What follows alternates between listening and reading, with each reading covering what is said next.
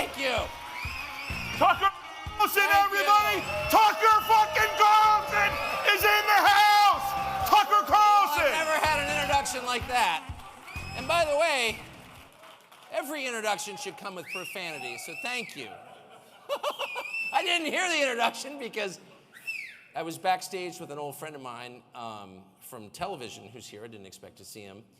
And he's probably the greatest financial analyst on television. And so I said to him, jokingly, since he deals with markets and, you know, real companies, I said, what, there he is right there. I said, is it crazy to bury gold in my yard?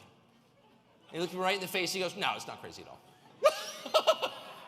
And that kind of, and by the way, I'm not giving investment advice. I'm the last person, you would never take investment advice from someone who's never had an actual job. Don't buy real estate from a homeless person, et cetera, et cetera. Don't hire a fat person as your trainer. So I'm not doing that. I'm right. But I'm only saying that to highlight what everyone in this room already knows, which is that it's really a volatile moment. I flew out here across the country this morning and spent 5 hours texting people, mostly people I know, but also the entire mentally ill community in America has my text, so a lot of crazies too. But also a lot of people I really like and who are smart and temperate and reasonable people who've been around, who are my age, I'm 54, you know, kind of seen stuff and have measured opinions on things. And I gotta tell you, every single person I texted with the exception of my wife, who's not on the internet at all, was angry and paranoid. Seriously. And these are not crazy people, these are normal good people with like kids and stuff, with a vested interest in Americans' success. These are not the burn it down caucus. These are the, you know, these are the people you want voting. And they were all angry and paranoid. Every single one of them, some of them really angry and some of them really paranoid. And I have to say, after assessing their views for 5 hours, I think they were justified in both. I think they had every reason to be angry and all the evidence required to become paranoid. And so I'm not mocking them at all. I'm just telling you, once again, what you already know, which is this is going to be, the next year is going to be, I think I'd bet my house on it, really like nothing we've ever seen in the country. And everyone can kind of feel that. You know, most of our perceptions come through intuition rather than reason. And if you have dogs, you know this because they can't understand literally a word you say because they don't speak English, hardly any of them. But if you're close to your dog, you know the dog knows exactly what's going on, knows when it's time to go out, knows when you're going on a trip. Why is that? Because they don't hear anything, they just watch. And they feel. And people are very much the same. And if something bad is about to happen, everybody gets jumpy. And everybody's really jumpy right now. So I'm not here to, you know, make your anger and paranoia worse, just the opposite. I'm here merely to suggest a couple of things that I think you could do about it and that might be useful rather than pointless. Like spending a ton of time on social media screaming at people. Well, obviously I do that for a living. And I would never discourage anyone from doing it. You know, probably aren't going to solve your problem. So here, the first thing I think that's really important as you stare down the next 12 months is to accept the fact that that all your senses are telling you the truth. A good friend of mine called Gavin DeBecker once wrote a book, the thesis of which was every feeling, every gut level feeling you've ever had is real, is totally true. That your gut is the one thing that doesn't lie to you. Your gut only has your interest in mind. It is not trying to sell you a product or convince you to vote for it. It's acting solely on your behalf. So if you get a very strong message from your viscera, from your intuition, obey it. Take it very seriously. As I always tell my children, if you're talking to somebody and the person seems creepy, he's creepy. It doesn't mean you can convict him in a court of law for creepiness, though maybe you should try, but you don't need to. All you need to know is that what your senses are telling you is absolutely true. This person's creepy. If you feel deception, you're being lied to, period. Now, you may not know how you're being lied to or why you're being lied to, much less what the truth is. You probably don't. I most of the time have no idea. But if you feel you're being lied to, you're 100% right. You are being lied to. And if you feel that something very intense and history-changing is about to happen, don't ignore it. Don't panic. There's no profit in that. You can't control it. You're not in charge of history. No offense. None of us is. But that is absolutely real. So, I mean, just ask yourself, just on the merits of the facts. You've got the two frontrunners just for president, just in this country, and there are, by the way, 150 other countries where there's similar volatility unfolding, certainly in every Western country, but just in our country, you've got two people running for president. One of them is literally senile. I'm not attacking the guy, but that's true. Maybe not fully aware that he's president. The White House is being run by a cartel of people for whatever ends. We have no visibility into that. We don't know what the plan is. We know the guy they claim is running it is not running it. So that's grotesque. And by the way, no one ever mentions it. People snicker at Joe Biden. I try not to because I feel bad for him, because I don't believe in making fun of old people or the disabled. I'm serious. I really don't. I feel guilty every time I say it, including now. But it's just true. He's not running the country. And yet he's standing for re-election at the age of 80. Okay? Opposing him is a man who has been indicted 4 times and is facing life in prison. Life in prison. And every time he gets indicted and every time they tack years on to the sentence, this potential sentence, he becomes more popular, and now he's winning. So I love it. Amen. But it tells you a couple of things. One, the side that's indicting him doesn't want him to be president so badly that they are willing to indict him on what are transparently ridiculous charges, okay? And two, the public is not only not buying it, it is incentivizing them to support him. Indict him again. Arrest him again. March him out to the gallows. He'll become king. So it's literally counterproductive. So what does that tell you? It tells you that the people currently in charge have no idea how the country works, what the country wants, and they don't care. They don't understand human nature.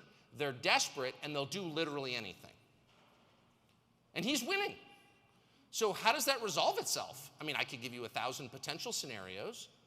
I personally think the governor of California will get in. I have no evidence whatsoever that that's true, other than he's the single most ruthless and evil person I've ever seen in politics. Therefore, he has to come to the top of that party. But I don't know that. I don't know that. All I know for a fact is that this can't be resolved in an orderly way. And it won't be, period. So how do you respond to that? Obviously, bury gold in your yard. It's Charles approved. But what else can you do? Well, the first thing you need to do is understand the terms and the stakes of what's going on. The big lie that we tell ourselves, and that I have told many times, is that this is political. This is not political. What we're watching is not political. This is not politics. Politics is a human-conceived system whereby civilized people settle their differences without violence and by consensus. Politics describes a negotiation. You want this, I want that. Neither of us is going to get exactly what we want, but we'll each come away thinking we didn't get totally hosed, and we can continue to live together. That's what politics is. And that's why nobody wants to watch it, because it's filled with horse trading and accommodations. No one exits the process pure. Everybody has given up something. That's the nature of it. And while it's unattractive, like watching heavy-set people have sex, it's absolutely necessary. And it's kind of beautiful in its way. In its way. Everyone deserves love. And everyone deserves to live in a country governed by politics, not force. You say you hate politics. What's the option? Force. You only get 2 options. And we're past the political stage.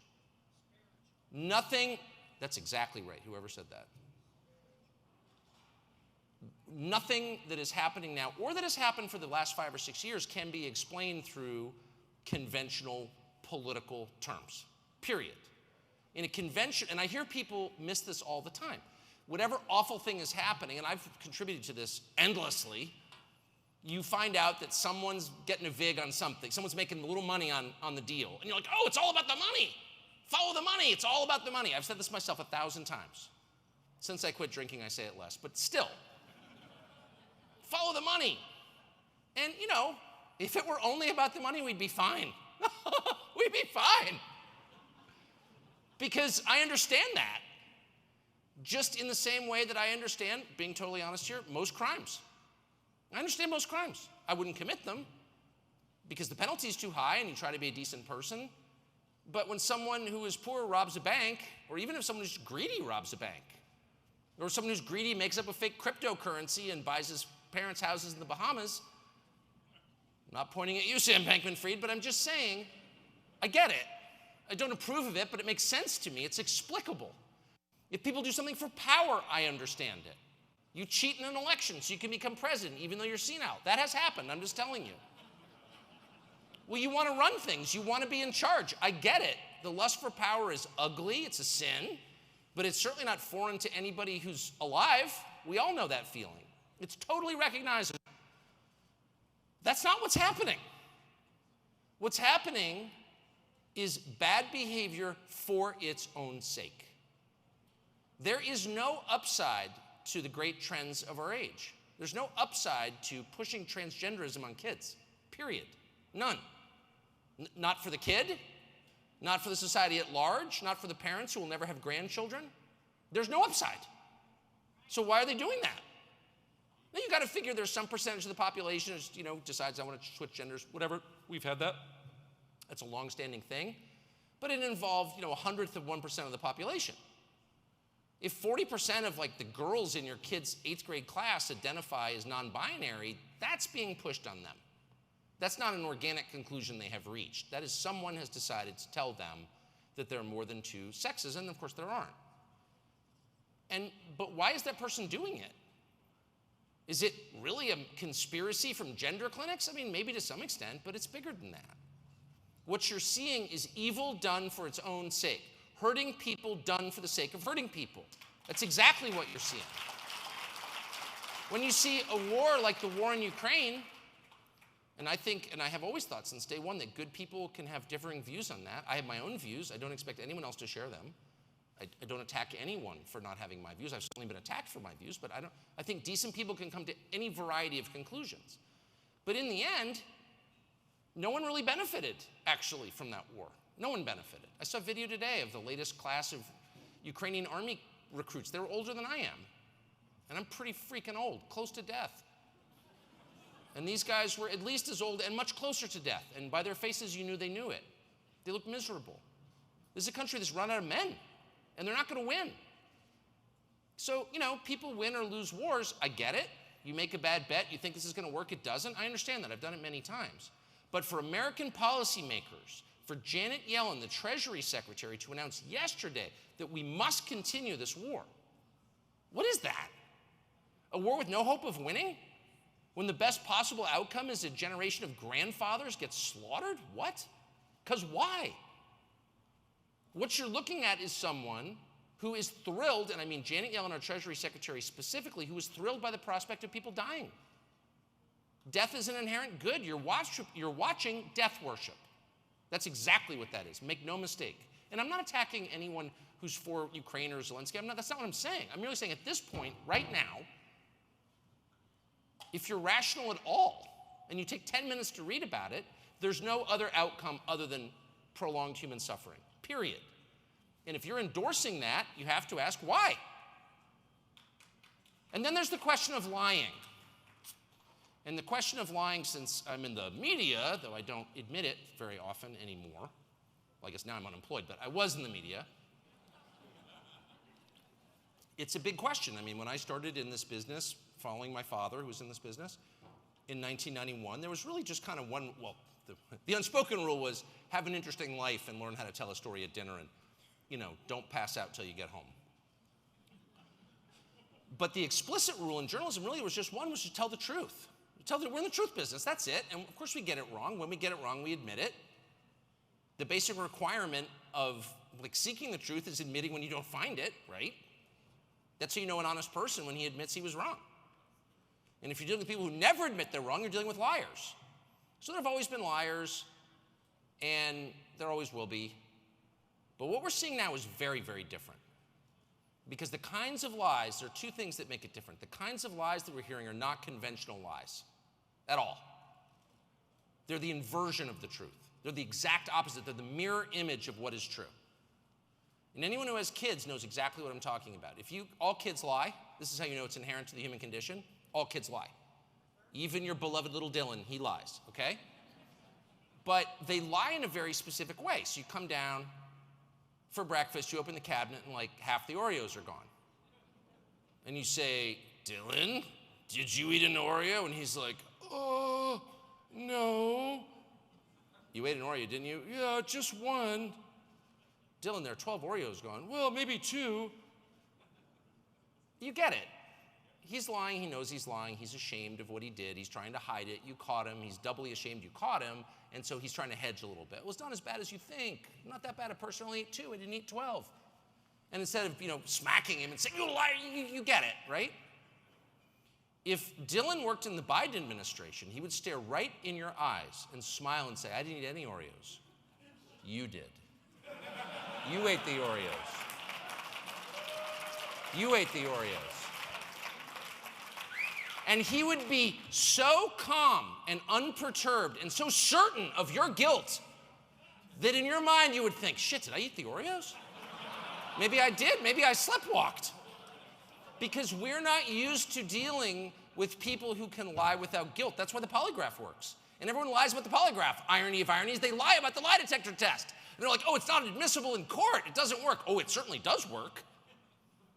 No, it's not admissible in court. I don't know why. But if you work for a big company or CIA or DOD, or if you work for any organization where telling the truth is a high-stakes matter, they will polygraph you. And if you've ever been polygraphed, you know how effective it is. And it's effective because people don't like to lie. They do it because they feel they have to, because they're hiding the truth about themselves. I get it. But they don't like it. And something in your body, literally in your body, rebels against lying. You tell a lie, your palms will sweat involuntarily, your heart rate will increase, and you will breathe more quickly. And that's what they're measuring, so they know you're lying. So it takes a very rare person to lie in the way that we're being lied to. And it takes a very rare moment to see lying at this scale. But the final fact that makes this moment different is that they're not just lying, they hate the truth. They're offended by things purely because they are true, even when they don't possibly threaten anyone. I saw this today. Somebody sent me a piece. There's a group called Media Matters, which is it's a censorship organization funded by Soros and a lot of other people who hate Western civilization, designed to prohibit people from saying certain things. Well, the things that they're prohibiting people from saying are 100% true, and that's why they're prohibiting it.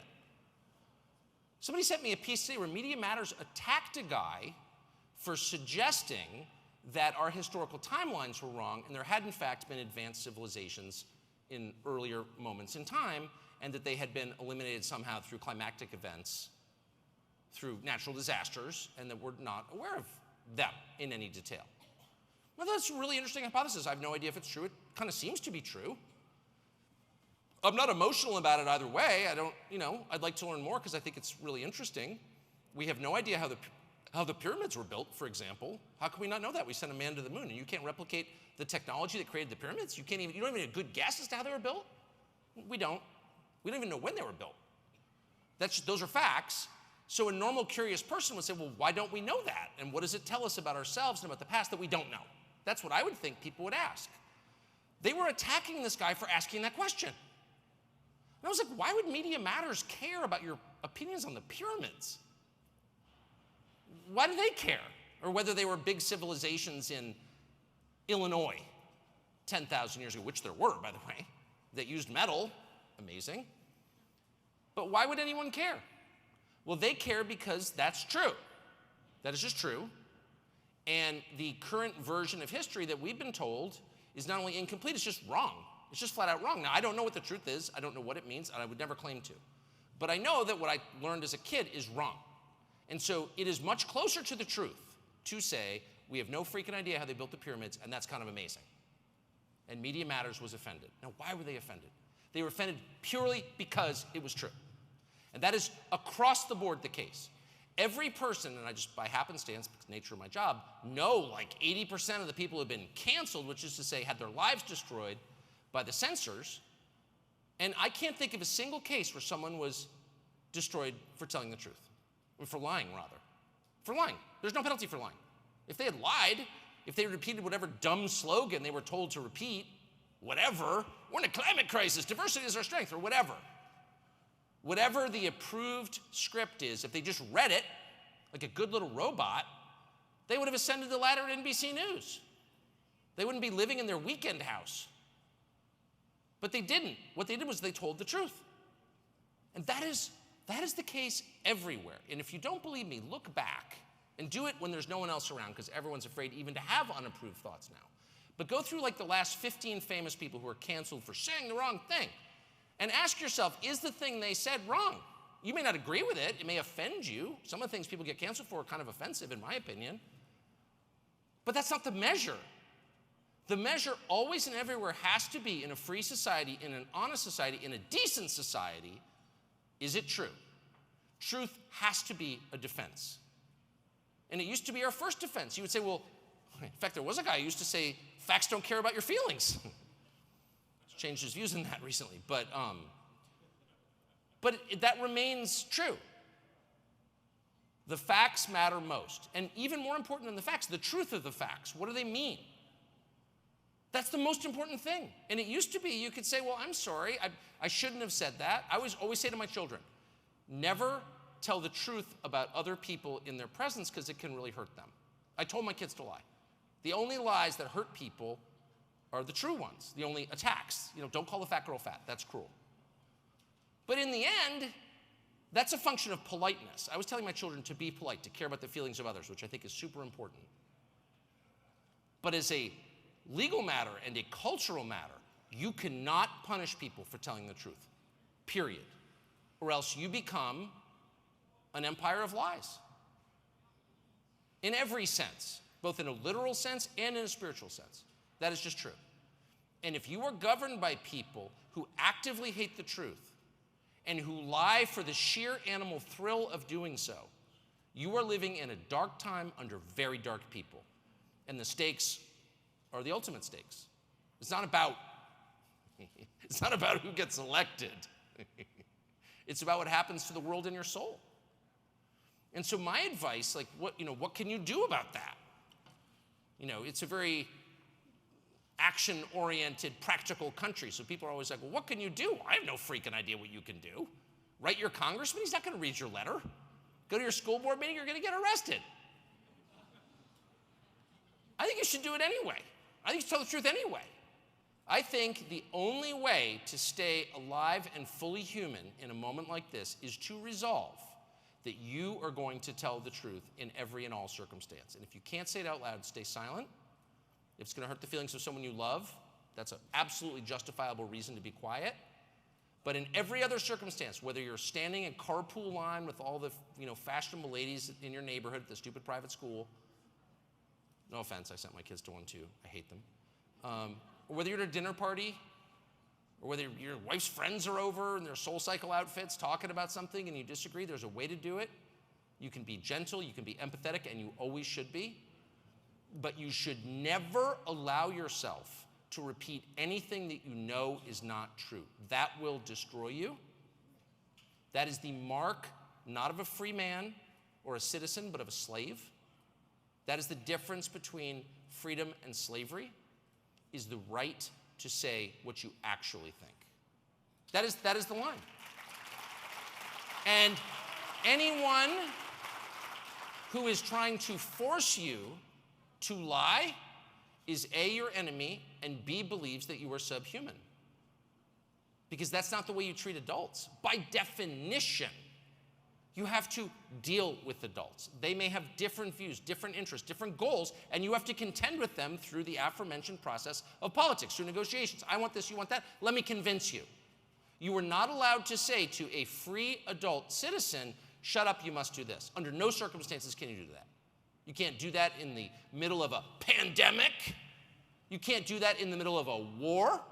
You can't do that under any circumstances, or else you are no longer a citizen, you are a slave. And worse than that, you have degraded yourself. And that's the real cost. Clearly, the people who run things see the rest of us as slaves.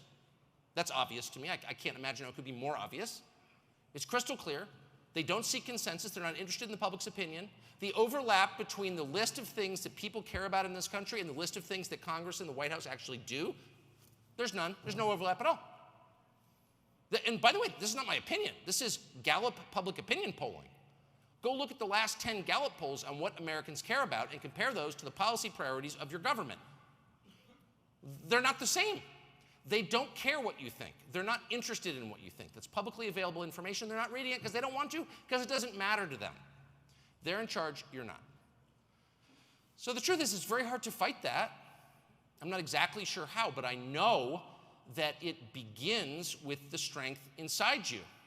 If you are weak, you will never prevail. And that explains their determined effort to make you weak by feeding you poisonous garbage, by trying to make you take medicine that is not at all medicine, by their insistence that you shut up and hate yourself, by their claim that your children are not your own. They have no interest in you having dignity. In fact, your dignity and strength is a threat to them. That's why they closed the gyms and kept the weed dispensaries open. That's why the churches were shut down, but the strip bars weren't. And I'm not attacking strip bars in Vegas. I'm merely saying, what is that? And of course, it's a determined, systematic effort to weaken the population in order to limit their resistance to what they plan for us. Obviously, oh, you're a conspiracy nut. No, I just have lived here for the last 4 years. And that just could not be more obvious. And so I'm not calling for armed insurrection. I hope it doesn't get to that. I'm calling instead for a population that becomes stronger inside. And also outside. You know, physically stronger. I think that's worth it. But it's more than that. It's retaining your dignity and your self-respect. And by the way, when you allow people to lie to you without saying anything, when you're too afraid because of whatever and I've been there, I had 4 kids young, and I've been fired a bunch. You may have heard. Not the first time I've been fired at all. And I had to sell my house because I ran out of money. I'm not, I'm not doing the woe is me thing. I'm just saying, like, that happens. It's not the worst thing. It's fine, actually, as long as you're married to someone who can handle it. And if you're not, that's probably your fault. You should try harder to explain it and rally the troops at home. But the point is, getting fired, being unpopular, maybe even getting arrested, those are not the worst things that can happen to you. The worst thing that can happen to you is becoming a slave inside. And I will quote the great Jimmy Cliff. I would rather be a free man in my grave than live as a puppet or a slave. And I think we should all want that. And it's not hard, actually. You don't need to, start a rebellion or order ammo on the internet, though you should. LuckyGunner.com. But no, it's much more fundamental than that. Don't let them take your dignity. And your dignity is rooted in your sense of self as a free person. I'm a free person. You may not do that to me. You don't have to shout. I'm not going to do that. And there's literally nothing you can do to make me do that. I don't want to be killed, but I'm willing to be, because I don't want to live like that. In fact, I won't, and I've already decided. And if you actually make that decision, and if you mean it, a couple of things will happen. The first thing that will happen is that your marriage will improve, especially if you're a man. No woman, and I know there are women, I don't have my glasses on, but I know there are women here. No woman wants to be married to a man who will take that kind of abuse. I'm sorry, it just doesn't. There's no woman who wants that. No, it's true. And most of them are pretty nice, and so they won't say anything about it. But their respect for you will diminish, and why wouldn't it? And the same with your children. Same with your children. So that's the first thing that's going to happen. And the second thing that happens is the more you tell the truth, the stronger you become. And you can feel the change happening inside. And you don't have to believe in the supernatural. I happen to. But you don't even have to understand, and I don't really understand, where that comes from or why, or where that power emanates from. But I've experienced it, and anyone who has told the truth experiences it too, instantly. In the same way that lying and crappy behavior and being drunk all the time, I've been there too, makes you weaker, telling the truth makes you stronger, and you can feel it. It's like a superpower. Did I just do that? And other people can feel it too. They can smell it. Dogs can smell it. The person who tells the truth is strong. Other people respect the strong. And then it just increases from there. And the third thing that happens over time, if you tell the truth persistently, quietly, gently, politely, not spray painting it on buildings, just no, in a dignified way, no, I'm not doing that, sorry. And here's why. If you're interested, I'll tell you, but I'm a free man and I'm not doing that, ever. The third thing that happens if you adopt that posture is that they will back off. Because liars are weak. They are weak and afraid. They can't even admit that the president's senile. They are hiding behind a facade of lies.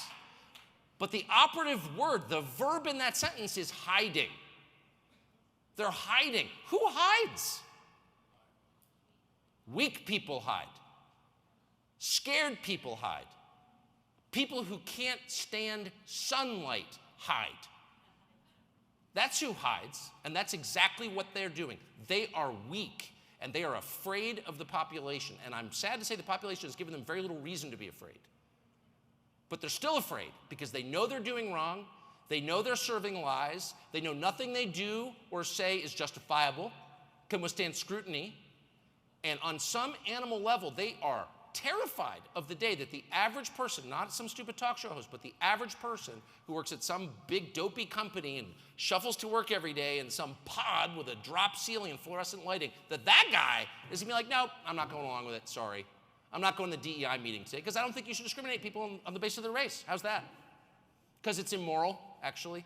And we've got a monument on the mall that shows that it's immoral. It's to Martin Luther King. And that was his core message. We're not going to discriminate against people on the basis of their skin color, period, for any reason. It's always wrong. This is immoral. I'm not participating. If enough people do that and things like it, this whole nonsense will end immediately. That's the one thing they can't handle. You don't have to take to the streets. You don't have to take Saturday off to hold a candle, carry some stupid spray-painted sign on a bed sheet. All you need to do is tell the HR lady, I'm opting out, and here's why. And I hope you will. Thank you.